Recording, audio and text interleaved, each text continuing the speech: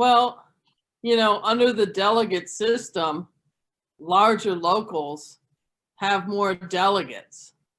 So they have an advantage that way. Larger locals will still have more votes. Either way, there's an advantage or a perceived advantage.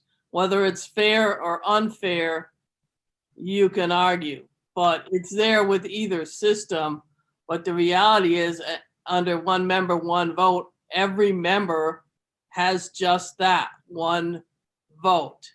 And there's no reason to assume that, in a local of 10,000 people, that all 10,000 people would vote for the same person.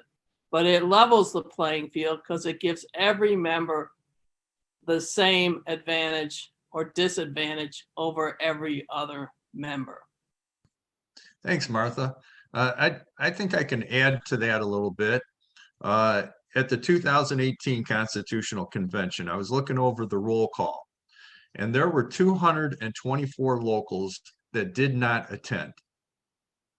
Now think about that. Those locals were completely disenfranchised. They had no vote. Well, the reason that they didn't send anyone is they knew that the outcome was predetermined.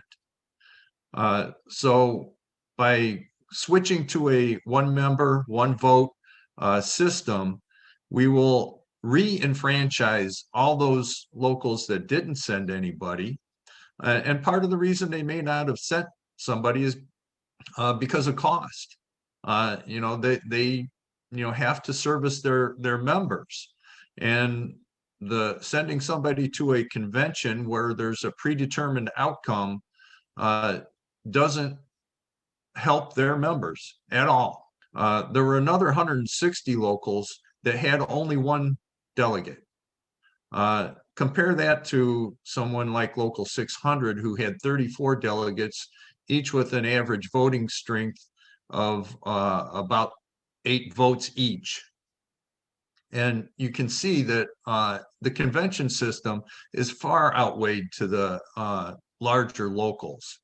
So, this notion that small locals are going to be washed over by the larger locals in a direct election system is just hogwash. That's all it is. We're actually not that small local, probably medium size, but some academic sort of shops are, and then they're all very, or at least the private sector ones are new. These are the exact folks who don't have resources to spend thousands of dollars to send someone far away, right?